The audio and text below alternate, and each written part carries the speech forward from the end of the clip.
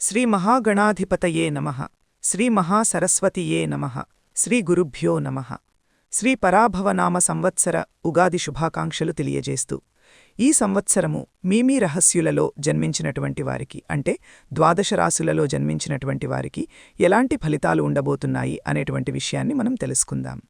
ఈ సంవత్సరము అంటే ఈ పరాభవనామ సంవత్సరంలో ముఖ్యమైనటువంటి గ్రహాల యొక్క స్థితి ఎలా ఉంది? ముఖ్యమైనటువంటి గ్రహాలు అనంటే మనం ప్రధానంగా గురు, శని, రాహువు, కేతువు ఈ 4 గ్రహాలు సంవత్సర ఫలితంపైన ప్రభావాన్ని చూపించేటువంటి గ్రహాలు. అంటే ఈ 4 గ్రహాలు గూడాను ఒక్కొక్క రాశిలో ఎక్కువ రోజులు సంచరిస్తుంటారు కాబట్టి ఈ గ్రహాల యొక్క ప్రభావము రాశిపైన, ఆ రాశులలో జన్మించినటువంటి వారిపైన చాలా ఎక్కువగా ఉంటుంది. కాబట్టి సంవత్సర గోచార ఫలితాలు తెలియజేస్తున్నప్పుడు ఈ 4 గ్రహాల యొక్క సంచారాన్ని మనము ప్రధానంగా తీసుకుంటాం. అయితే ఈ సంవత్సరము గురువు 5 డిసెంబర్ 2025 నుండి 1 జూన్ 2025 వరకు మిథున రాశిలో సంచరిస్తున్నాడు. 10వ దంతరం అంటే 2 జూన్ 2026 నుండి 31/10/2025 వరకు కర్కాటక రాశిలో సంచరిస్తున్నాడు. 10వ దంతరం అంటే 31/10/2025 నుండి 24/1/2027 వరకు సింహరాశిలో సంచరిస్తున్నాడు. అతిచారం వశాపు సింహరాశులకి వచ్చి ఈ సమయంలో సింహరాశిలో సంచరణ జరుగుతుంది. 10వ దంతరం అంటే 24 జనవరి 2027 నుండి 26/6/2027 వరకు మళ్లీ కర్కాటక రాశిలోకి వక్రవృత్యా వస్తున్నాడు. ఈ విధంగా గురు యొక్క సంచారం ఈ సంవత్సరము ఉంది. అంటే 3 రాశులలో గురు సంచరిస్తున్నాడు. మిథునం, కర్కాటకము, సింహం. రాశిత్రయ సంచారం మూలకంగా కొన్ని ఇబ్బందులు ఉంటాయి. దేశవ్యాప్తంగా, ప్రపంచవ్యాప్తంగా, రాష్ట్రవ్యాప్తంగా ఇబ్బందులు, యుద్ధాలు, వాతావరణ సమస్యలు ఇలాంటివి ఏర్పడేటటువంటి అవకాశాలు ఉంటాయి. ఇక శని యొక్క సంచారాన్ని చూసినట్టయితే 29 మార్చి 2025 నుండి 3/6/2027 వరకు మీనరాశిలో సంచరిస్తున్నాడు. ఈ మొత్తం కాలం గూడాను మీనరాశిలో సంచరిస్తున్నాడు. ఇక రాహువు 15 మే 2025 నుండి 5 డిసెంబర్ 2026 వరకు కుంభరాశిలో సంచరిస్తున్నాడు. కేతువు 15/5/2025 నుండి 5 డిసెంబర్ 2026 వరకు సింహరాశిలో సంచరిస్తున్నాడు.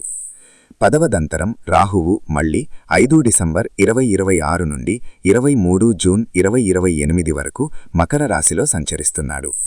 ఇదే సమయంలో కేతువు అంటే 5 డిసెంబర్ 2026 నుండి 23 జూన్ 2028 వరకు కర్కాటక రాశిలో సంచరిస్తున్నాడు. ఈ విధంగా ఈ ప్రధానమైనటువంటి గ్రహాల యొక్క సంచారం ఈ పరాభవనామ సంవత్సరంలో ఉంది.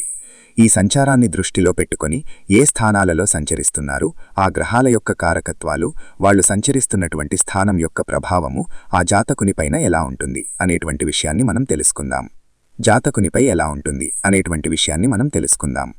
శ్రీ పరాభవనామ సంవత్సరంలో మిథున రాశిలో జన్మించినటువంటి వారికి గోచార ఫలితాలు ఎలా ఉన్నాయో తెలుసుకుందాం. మిథున రాశివారికి ఈ సంవత్సరము ఆదాయము 8, వ్యయము 11. ఆదాయ వ్యయముల మధ్యన వ్యత్యాసము చాలా తక్కువగా ఉంది. అయినప్పటికీ మీరు ఆదాయ మార్గాలపైన మనసు నిలపాలి, ఖర్చులను నియంత్రించుకోవాలి అనేటువంటి విషయం మనకు ఈ నంబర్స్ మూలకంగా తెలుస్తుంది. ఇక రాజపూజ్యము 1, రాజ అవమానము 7. పూజ్యం తక్కువగా ఉంది, అవమానం ఎక్కువగా ఉంది. కాబట్టి మీరు చేస్తున్నటువంటి పనులపైన మనసు నిలపాలి, బ్లైండ్గా చేయకూడదు అనేటువంటి విషయం మనకు ఇక్కడ అవగాహన అవుతుంది. ఇక మిథున రాశివారు ఎవరు, ఏ నక్షత్రాల్లో జన్మించినటువంటి వాళ్లు మిథున రాశికి కిందికి వస్తారు, ఏ అక్షరంతో ప్రారంభమయ్యే వ్యవహారణం కలిగినటువంటి వాళ్లు మిథున రాశి వాళ్ళవుతారు అనే విషయాన్ని మనం చూసినట్టయితే మృగశిర నక్షత్రం 3-4 పాదాలలో జన్మించినటువంటి వాళ్లు, ఆర్ద్రా నక్షత్రం 1-2-3-4 పాదాల్లో జన్మించినటువంటి వాళ్లు, పునర్వసు నక్షత్రం 1-2-3 పాదాల్లో జన్మించినటువంటి వాళ్లందరూ కూడాను మిథున రాశి జాతకులనమాట. అయితే మిథున రాశి వారికి ఈ పరాభవనామ సంవత్సరంలో గురువు సంచారము 1-2-3-4 స్థానాల్లో సంచరిస్తున్నాడు. అంటే 1-2-3 ఈ 3 స్థానాలలో గురు యొక్క సంచారము జరుగుతుంది. 1వ స్థానం ప్రతికూలంగా ఉంటుంది, 2వ స్థానం అనుకూలంగా ఉంటుంది, 3వ స్థానం మళ్లీ ప్రతికూలంగా ఉంటుంది. ఇక శనేశ్వరుడు 10మ స్థానంలో ప్రతికూలంగా సంచరిస్తున్నాడు. రాహువు 9మ స్థానంలో ప్రతికూలంగా, తదనంతరం 8మ స్థానంలోకి వస్తున్నాడు, ప్రతికూలంగా ఉన్నాడు. కేతువు ప్రారంభంలో 3య స్థానంలో అనుకూలం, తదనంతరం 2య స్థానంలో ప్రతికూలంగా ఉన్నాడు. ఈ విధంగా ఈ 4 గ్రహాల యొక్క సంచారము ఉంది. అయితే ఈ 4 గ్రహాల యొక్క సంచారం మూలకంగా ఎలాంటి ఫలితాలు ఉండబోతున్నాయి అనే విషయాన్ని మనం చూసినట్టయితే ఈ సంవత్సరము మిథున రాశివారికి కీలకమైనటువంటి మార్పులు కనపడుతున్నాయి. జీవితంలో చాలా మార్పులు అంటే ఉద్యోగస్తులు గానివ్వండి, వ్యాపారస్తులు గానివ్వండి, అందరికీ కూడాను కొన్ని మార్పులు చోటు చేసుకునేటటువంటి అవకాశాలు ఈ సంవత్సరం బాగా కనపడుతున్నాయి. గురువు జన్మస్థానంలో సంచరించడంతో కొంత ఆత్మవిశ్వాసం మట్టుకు పెరుగుతుంది. ఆరోగ్యాన్ని జాగ్రత్త చూసుకోవాలి. కొత్త అవకాశాలు మీ వైపుకి వచ్చేటటువంటి అవకాశాలున్నాయి. వ్యక్తిత్వం లోపల అంటే మీలో ఒక స్పష్టత కనిపడుతుంది ఈ సంవత్సరము. అంటే నేను పూర్వంలో చేసినటువంటి తప్పుల మూలకంగా ఎలాంటి ఫలితాలను అనుభవించానో, ఇప్పుడు వాటికి రెక్టిఫికేషన్స్ ఏం చేసుకోవాలి అనేటటువంటి వాళ్లలో మీరు ఒక అవగాహనకు వస్తారు. ఇకపోతే మీకు సమాజంలో ఉన్నటువంటి గౌరవ మర్యాదలు అంటే మీ మాటకు విలువ పెరుగుతుంది. సమాజం లోపల రాజకీయాల్లో ఉన్నటువంటి వారికి నాయకత్వ లక్షణాలు బాగా పెరుగుతాయి, వెలుగులకు వస్తాయి. తద్వారా మీకు చాలా లాభం చేకూరే అవకాశాలున్నాయి. ఉద్యోగాల్లో కొత్త బాధ్యతలు వస్తాయి. ప్రమోషన్ లేదా ఉద్యోగంలో మార్పులు కనపడుతున్నాయి. ఉద్యోగ ప్రయత్నాలు ఫలిస్తాయి. వ్యాపారస్తులు వ్యాపార విస్తరణ లోపల నిమగ్నమై ఉంటారు. అంటే వ్యాపారాన్ని ఎక్స్పాన్షన్ చెయ్యాలనేటటువంటి ఆలోచన చేస్తూ ఉంటారు ఈ సంవత్సరము. విచారణ చేస్తూ ఉంటారు ఈ సంవత్సరం. గురువు కర్కాటక రాశిలోకి ప్రవేశించడము అంటే 2వ స్థానమవుతుంది. ఈ 2వ స్థానంలోకి రాగానే మీకు చాలా శుభ ఫలితాలు గోచరిస్తున్నాయి. అంటే చాలా మంచి ఫలితాలు కలుగుతాయి. ఉచ్చస్థానము, ధనస్థానం కూడాను గోచరరీతిగా. కాబట్టి ఆర్థిక పరిస్థితి చాలా మెరుగవుతుంది. పూర్వమున్నదానికంటే కూడా చాలా మంచి స్థాయిలోకి వెళ్తారు. ఆదాయ మార్గాలు పెరుగుతాయి. పొదుపుపై మీరు చాలా దృష్టి సారిస్తారు. కుటుంబానికి భద్రత కల్పిస్తారు అన్ని రకాలుగా. అంటే కుటుంబంలో భార్య, పిల్లలు, కుటుంబ పెద్దలకు కావాల్సినటువంటి విషయాలన్నిటినీ కూడాను మీరు మనస్సు నిలిపి వారి కొరకై ఏం చెయ్యాలి అనేటటువంటి విషయాలపై మీరు దృష్టి సారిస్తారు, చేస్తూ ఉంటారు. ఇక గురువు సింహరాశిలోకి ప్రవేశించగానే 3వ స్థానం. కొంత మీరు సాహసంతో చెయ్యాలి అనేటటువంటి మనస్తత్వం మీ లోపల డెవలప్ అవుతుంది ఈ సమయాల్లో. అంటే సాహసము కొన్నిసార్లు మంచిది అయినప్పటికీ ఆలోచించి చేయడం కూడా చాలా అవసరము. సాహసంతో పాటుగా కొంత బుద్ధిని ఉపయోగించి మీరు పనులు చేసినట్టయితే సత్ఫలితాలు కలుగుతాయి. సోదరులతో సత్సంబంధాలు, పూర్వమున్నటువంటి విషయాలలో మీకు చాలా మంచి జరిగేటువంటివి అవకాశాలున్నాయి. చిన్న ప్రయాణాలు లాభదాయకంగా ఉంటాయి. దూర ప్రయాణాల విషయంలో కొంత జాగ్రత్తలు తీసుకోండి. ఇక టెక్నికల్ రంగంలో ఉన్నటువంటి వారికి విజయ సూచనలు కనపడుతున్నాయి ఈ సంవత్సరము. ఇకపోతే శని ముఖ్యంగా 10వ స్థానంలో ఉన్నాడు. శని 10వ స్థానంలో ఉండడం మూలకంగా చేసేటువంటి పనుల లోపల కొంత ఒత్తిడి పెరుగుతుంది, ప్రెషర్ పెరుగుతుంది. బాధ్యతలు భారంగా మీరు తీసుకోవాల్సి వస్తుంది. అంటే మీరు చేసేటువంటి పనులు బాధ్యతాయుతంగా ఉన్నప్పటికీ కొంత భారంగా మీరు ఫీల్ అయ్యేటువంటివి అవకాశాలు కనపడుతున్నాయి. పై అధికారుల విమర్శలకు గురవుతారు. వాటిని ఎదుర్కోవాల్సినటువంటి ఆగత్యం ఏర్పడుతుంది. ఓర్పుతో వ్యవహరిస్తే మీకు గౌరవ మర్యాదలు లభిస్తాయి. కష్టానికి తగిన ఫలం లభిస్తుంది. కానీ ఆలస్యంగా లభించేటటువంటి అవకాశం కనపడుతుంది. ఇక రాహు 9వ స్థానం. తద్వారా మనకేంటంటే కొంత అదృష్టంపై మీరు ఆశను పెంచుకుంటారు. పని కంటే కూడాను మీరు చేసేటటువంటి పని మీపైన మీకంటే కూడాను అదృష్టంపై మీరు ఆశలు పెంచుకునేటటువంటి అవకాశం బాగా కనబడుతుంది. విదేశీ సంబంధాలు ఏర్పడతాయి. ఉన్నత విద్య లోపల ఆలోచనలు కలిసి వస్తాయి. ఇక మకరంలోకి రాగానే 8వ స్థానమవుతుంది రాహు. ఈ 8వ స్థానంలోకి రాహు రావడం మూలకంగా ఆర్థికపరమైనటువంటి ఒత్తిడి పెరిగే అవకాశాలున్నాయి.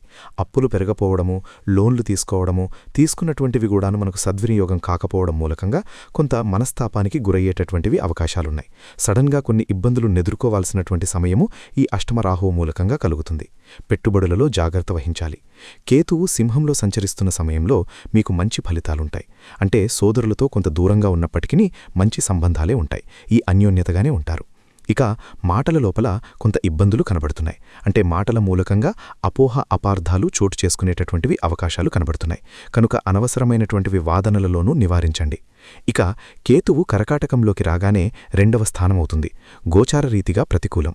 కనుక డబ్బు విషయంలో కొంత మీరు జాగ్రత్తగా ఉండాలి. అంటే నిలిత్తతతో ఉన్నట్టయితే మీరు నష్టపోయేటటువంటి అవకాశాలున్నాయి. కాబట్టి కొంత యాక్టివ్గా ఉండాలి. ప్రతి విషయాన్ని కూడా చాలా జాగ్రత్తగా ఆలోచించి ముందుకు వెళ్ళాలి. డబ్బుపై ఆసక్తి మోడలే పెరుగుతుంది. ఉద్యోగస్తులకు స్థిరత్వం కనబడుతుంది. పనిభారం ఎక్కువైనప్పటికీ మీకు గుర్తింపులు లభిస్తుంది.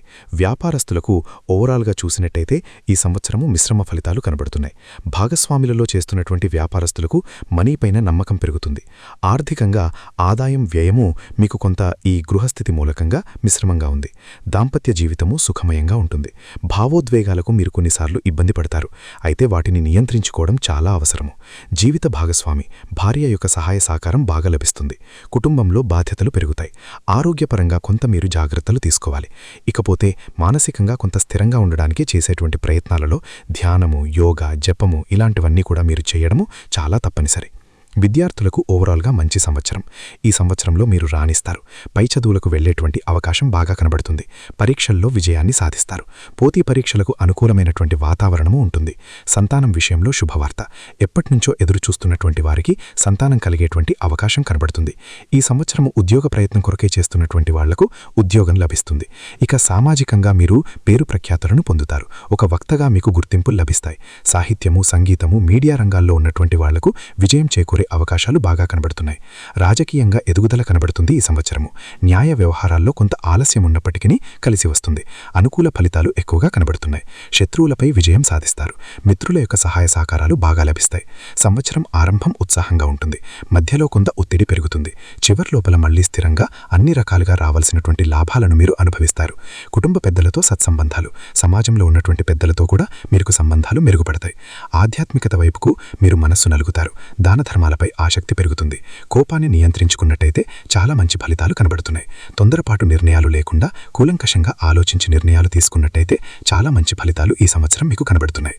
ఇకపోతే మీరు ఓవరాల్గా అంటే ఈ మిథున రాశి గారికి మాటలతో కొంత విజయం చేకూరేటువంటి అవకాశం బాగా కనబడుతుంది. శని చాలా విషయాలను, పాఠాలను నేర్పుతాడు ఈ సంవత్సరము. భవిష్యత్తుకు బలంగా కొన్ని పనులు మీరు చేస్తారు. అనుగ్రహం లభిస్తుంది. పెద్దల యొక్క అనుగ్రహంతో మీరు ముందుకు వెళ్లే అవకాశాలుంటాయి. ఇకపోతే ప్రణాళిక విధంగా మీరు పనులు చేయడము ఈ సంవత్సరం చాలా అవసరము. పెద్ద పెద్ద నిర్ణయాల లోపల మీరు జాగ్రత్త వహించండి. ఆర్థిక కామశిక్షణ మట్టుకు చాలా అవసరము. కుటుంబానికి ఓవరాల్గా ఆదాయం పెరుగుతుంది. విశ్వాసం పెరుగుతుంది. ఆత్మవిశ్వాసం పెరుగుతుంది. ఆత్మస్థైర్యంతో ముందుకు వెళ్తారు. కష్టాలను తట్టుకునేటటువంటి శక్తి కూడాను మీకు ఈ సంవత్సరం బాగా కనబడుతుంది. ఈ సంవత్సరం ఎండింగ్ లోపల కూడాను మీకు ప్రశాంతంగా, మీకు ఫలితాలు సంతోషకరంగా ఉంటాయి. గౌరవం లభిస్తుంది. ఇక లక్ష్యాలను మీరు ఎంచుకుని వాటిపై మనస్సు నిలుకుతారు. తద్వారా మీ లోపల ఈ సంవత్సరము అనుకూలమైనటువంటి ఫలితాలు ఎక్కువగా పొందేటువంటివి అవకాశాలున్నాయి. గృహస్థితి బాగాలేనప్పుడు భగవంతుడి యొక్క అనుగ్రహం కొరకై మనము కొన్ని పరిహారాలను చేసుకోవాలి. అవి ఏంటంటే, ముఖ్యమైనటువంటి గ్రహాలు మనకు గురు, శని, రాహు, కేతువు. గురువు ప్రతికూలంగా ఉన్నప్పుడు అంటే 2, 5, 7, 9, 11 స్థానాలలో గురు సంచరిస్తున్నప్పుడు అనుకూలమైనటువంటి ఫలితాలను ఇస్తాడు. ఇవి కాకుండా మిగతా స్థానాలలో సంచరిస్తున్నప్పుడు ప్రతికూలమైనటువంటి ఫలితాలను ఇస్తాడు. కాబట్టి ఈ ప్రతికూలతను నివారించడానికి ఆ గురువు యొక్క అనుగ్రహం మనకు కావాలి. కాబట్టి మనము ఆ గురువును ప్రీతి చేసుకోవడానికి ఏం చెయ్యాలి అనేటటువంటి విషయాన్ని మనం చూసినట్టయితే, ప్రథమంగా గురువుకి సంబంధించినటువంటి మూలమంత్రము మీరు ప్రతినిత్యంగా జపించండి. దేవానాంచ ఋషీలాంచ గురుం కాంచన సన్నిభం వందనీయం త్రిలోకానాం తన్నమామి బృహస్పతిం అనేటటువంటి మూలమంత్రాన్ని ప్రతినిత్యం కూడాను చదువుకోండి. గురువులను సందర్శించండి. సత్సు గురువుల దగ్గరికి వెళ్ళండి. వాళ్ళ యొక్క ఆశీస్సులను పొందండి. తల్లిదండ్రుల యొక్క అనుగ్రహాన్ని పొందండి. తల్లిదండ్రులకు కావలసినటువంటి సపరీలను చేస్తూ ఉండండి. అద్వారా మీకు మొదటి గురువులు తల్లిదండ్రులు కాబట్టి వారి మూలకంగా మీకు అనుగ్రహం లభిస్తుంది. గురు మూలకంగా కలిగేటువంటి దుష్ప్రభావం దూరమవుతుంది. తల్లిదండ్రులకు సేవ చేయండి. తప్పకుండా మీకు గురు యొక్క అనుగ్రహం లభిస్తుంది. దక్షిణామూర్తి స్తోత్ర పారాయణం చేసుకోండి. దత్తాత్రేయ స్వామిని కొల్లవండి. ఈ విధంగా చేసినట్టయితే గురు ప్రీతి చెంది మీకు అనుకూలమైనటువంటి ఫలితాలను ఇస్తాడు. అదేవిధంగా శనీశ్వరుడు ముఖ్యమైనటువంటి పాపగ్రహాల లోపల శని ముఖ్యమైనటువంటి గ్రహం కనుక ఈ శనీశ్వరుడు 3, 6, 11 స్థానాలలో సంచరిస్తున్నప్పుడు శుభ ఫలితాలను ఇస్తాడు. మిగతా స్థానాలలో సంచరిస్తున్నప్పుడు ప్రతికూలమైనటువంటి ఫలితాలను ఇస్తాడు. ముఖ్యంగా అర్ధాష్టమ స్థానం అంటే 4వ స్థానంలో సంచరిస్తున్నప్పుడు, అష్టమ స్థానం అంటే 8వ స్థానంలో సంచరిస్తున్నప్పుడు, ద్వాదశ స్థానం అంటే 12వ స్థానంలో సంచరిస్తున్నప్పుడు, జన్మస్థానంలో సంచరిస్తున్నప్పుడు, ద్వితీయం అంటే 2వ స్థానంలో సంచరిస్తున్నప్పుడు చాలా ప్రతికూలమైనటువంటి ఫలితాలను శనీశ్వరుడు మనకు ఫలికిస్తాడు. కాబట్టి దీని నుండి విముక్తులు కావడానికి అంటే శని ముఖ్యంగా మనకు జీవితంలో చాలా గుణపాఠాలను నేర్పిస్తాడు. ప్రతి విషయాల లోపల కూడాను ఆలస్యము, అనుకున్నవి కాకపోవడము, ఆర్థికమైనటువంటి ఇబ్బందులు, మనిషి లోపల ఒక లేజీనెస్ అనేటువంటిది క్రియేట్ చేయడము, ఇలాంటి ఎన్నెన్నో విషయాలపై శని యొక్క ప్రభావం ఉంటుంది. కాబట్టి శనిని ప్రీతి చేసుకోవడానికి మనం ఏం చేయాలి? ప్రతినిత్యం కూడాను శనీశ్వరుడికి సంబంధించిన మూలమంత్రాన్ని చదవండి. నీలాంజన సమాభాసం రవిపుత్రం యమాంత్రజం ఛాయామార్తాండ సంభూతం తన్నమామి శనీశ్వరం అనేటువంటి మూలమంత్రాన్ని ప్రతినిత్యం చదువుకోండి. ఆంజనేయ స్వామిని కొల్లవండి. ఆంజనేయ స్వామి దేవాలయానికి వెళ్ళండి. హనుమాన్ చాలీసా ప్రతినిత్యం కూడాను చదువుకోండి. ఈ స్తోత్ర పారాయణం మూలకంగా శనీశ్వరుడికి సంబంధించినటువంటి దుష్ప్రభావం దూరమవుతుంది. అదేవిధంగా రాహు ముఖ్యమైనటువంటి గ్రహము. మన లోపల భ్రాంతి, భయము, ఆందోళన ఇలాంటివన్నీ కూడాను క్రియేట్ చేసేటువంటి ఒక తత్వం కలిగినటువంటి గ్రహము రాహుగ్రహం. ఈ రాహుగ్రహం మూలకంగా మనకు ఇబ్బందులు చాలా కలుగుతాయి. అంటే గోచార రీత్యా 3, 6, 11 స్థానాలలో సంచరిస్తున్నప్పుడు రాహు మంచి ఫలితాలను ఇస్తాడు. కనుక ఈ స్థానాలు కాకుండా మిగతా స్థానాలలో ఉన్నప్పుడు మనము రాహు కొరకై పరిహారం చేసుకోవాలి. మూలమంత్రాన్ని జపించడం అర్ధకాయం మహావీర్యం చంద్రాదిత్య విమర్ధనం సిమేకా గర్భసంభూతం తం రాహుం ప్రణామామ్యహం అనేటువంటి మూలమంత్రాన్ని చదువుకోండి. ప్రతినిత్యం గూడాను అమ్మవారిని సేవించండి. దుర్గామాతను సేవించండి. దుర్గామాత గుడికి వెళ్ళండి. అమ్మవారికి ప్రదక్షిణాలు చేసినట్టయితే తప్పకుండా మీకు అమ్మవారి యొక్క అనుగ్రహము, రాహు యొక్క అనుగ్రహము లభిస్తుంది. తల్లని సేవించండి. మాతృమూర్తిని సేవించినట్టయితే రాహుమూలకంగా కలిగేటువంటి దుష్ప్రభావము మీకు 200% దూరమవుతుంది. అదేవిధంగా కేతువు 3, 6, 11 స్థానాలలో శుభ ఫలితాలనిస్తాడు. అవి కాకుండా మిగతా స్థానాలలో సంచరిస్తున్నప్పుడు పరిహారం చేసుకోవడము మంచిది. మరి కేతువుకి ఏం చెయ్యాలి ఈ మూలమంత్రము అనంటే ఫలాశ పుష్ప సంఖాశం తారకాగ్రహమస్తకం రౌద్రం రుద్రాత్మకం ఘోరం తం కేతుం ప్రవణామ్యహం అనేటువంటి ఈ మూలమంత్రాన్ని ప్రతినిత్యం గూడాను చదువుకోండి. గణపతిని సేవించండి. ఆటంకాలు లేకుండా ఉంటాయి. మీకు విరక్తి భావన కలగకుండా ఆ కేతువు మిమ్మల్ని కాపాడతాడు. అంటే విరక్తి అనేటువంటిది మనిషి లోపల డెవలప్ అయితే, అశ్రద్ధ అనేటువంటిది డెవలప్ అయితే పని ముందుకు జరగదు. దానిపైన మనకు శ్రద్ధ లేనట్టయితే మనం పని చెయ్యలేము. కనుక అలాంటి భావన రాకుండా ఉండటానికి మీరు విఘ్నేశ్వరుణ్ణి పూజించండి. ఈ మూలమంత్రాన్ని ప్రతినిత్యం గూడాను చదువుకోండి. ఈ 4 గ్రహాలు చాలా ముఖ్యమైనటువంటి కనుక ఈ 4 గ్రహాలు అనానుకూలంగా ఉన్నప్పుడు నేను చెప్పినటువంటి పరిహారాలను చేయండి. సంతృప్తిగా మీరు మంచి ఫలితాలను పొందుతారు. ఈ వీడియో చూస్తున్న వారికి ఒక చిన్న రిక్వెస్ట్. మీకు ఈ విశ్లేషణ, మా వివరణ నచ్చినట్లయితే యూట్యూబ్ ఛానల్ సబ్స్క్రైబ్ చేసుకుని ఈ వీడియోను లైక్ చేయండి. మీ వీడియోను స్నేహితులకు షేర్ చేయండి. బహుశా ఈ సమాచారం వారి సమయాన్ని కాపాడవచ్చు. మళ్ళీ మరో వీడియోలో కలుద్దాం.